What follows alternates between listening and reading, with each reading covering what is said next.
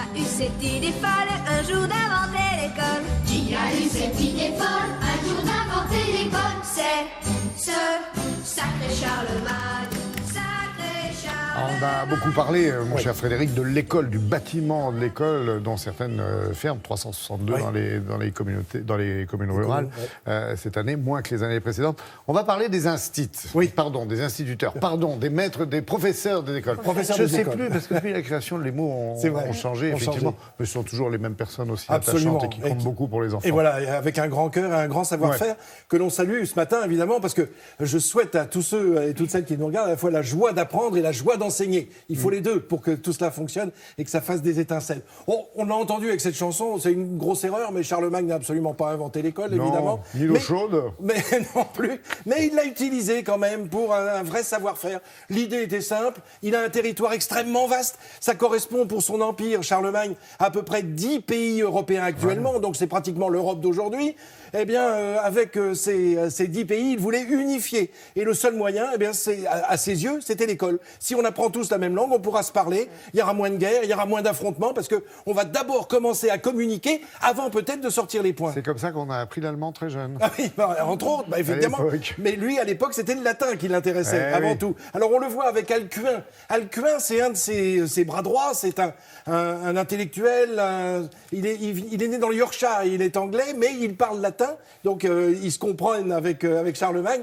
Et ensemble, et lui, il va créer, on le voit sur l'image, il est à droite, eh bien, c'est lui qui va créer l'école palatine, c'est-à-dire l'école du palais d'Aix-la-Chapelle, là où vont apprendre les premiers élèves. Alors, on parle à l'époque de maîtres. Mais c'était pas une révolution. Les Grecs anciens assuraient autour d'eux plusieurs jeunes, les rassemblaient dans des endroits, des lieux naturels ou des lieux qu'ils avaient conçus. C'est comme ça qu'est né le lycée, le mot lycée même, par les Grecs anciens. Oui. Donc on comprend bien que tout cela s'est modifié avec le temps. Il y a une deuxième période qui est importante, c'est le moment de la Révolution, 1792. 1793, avec la naissance, et ça va vous plaire, la naissance des instituteurs. Voilà, comme on le voit ici. Le mot apparaît en 1792. Instituare, qui veut dire mettre en place. Donc c'est mettre en place un enseignement. Oui, le savoir. Le savoir. Alors donc, ça commence avec la Révolution, et ça, c'est très important. Troisième période majeure qui va nous amener jusqu'à aujourd'hui, si je puis dire, c'est le 19e siècle. Là, c'est un bouleversement total, avec des hommes comme François Guizot. François Guizot est ministre de l'instruction publique.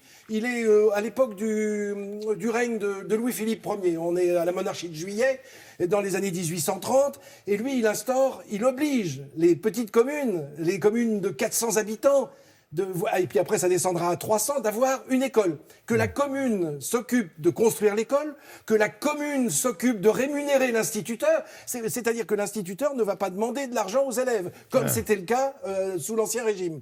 Et alors évidemment, ça c'est une vraie révolution. Mais on n'est pas encore à l'époque de la laïcité et de la gratuité. Il faut attendre cet homme, Jules Ferry, on le sait bien.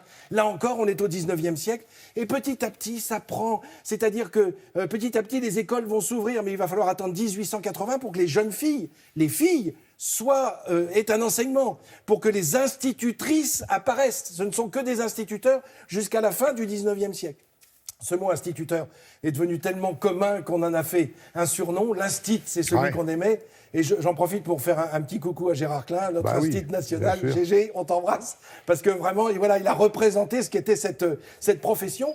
Et c'est vrai, vous l'avez dit, vous l'avez rappelé, il a fallu attendre les années 90, 1990, pour voir disparaître cet intitulé, ce titre d'instituteur, et voir apparaître un nouveau nom, qui est le nom de professeur des écoles.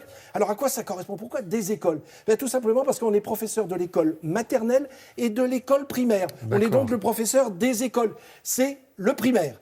Et puis après, il y aura les professeurs pour le secondaire, avec les professeurs évidemment pour les collèges, les lycées, et puis après, ce sont les études supérieures, c'est bien autre chose. Mais voilà comment tout cela s'est modifié. Maître d'école avec un Charlemagne, instituteur avec ça, c'est les années 60, vos images, parce qu'il n'y avait pas encore la mixité dans les classes que j'ai connue et que j'ai vu arriver en 70. Voilà, exactement. 70, mais on poussait aussi les mairies Mais alors là, il fallait qu'il y ait au moins 800 habitants. Vous voyez, ça fait déjà encore une différence. Pour qu'elles construisent une école pour les filles. filles. École pour les garçons, école pour les Absolument. filles. Et il existe encore, si on se promène dans nos régions... On en voit les frontons. Hein. Ah oui, alors d'abord les fronts. Et vous connaissez les mairies-écoles. Oui. Vous avez un bâtiment avec la mairie d'un côté et l'école de l'autre côté. C'est dire si c'était la représentation de la nation, de la République, il fallait enseigner. Alors bon courage à tous et très belle année scolaire à toutes et à tous. Mais c'est mignon, oui, Ah oui. je charrie toujours Frédéric, mais c'est vrai qu'on a besoin de vos enseignements aussi. Ouais, Vous êtes un peu notre instit à nous.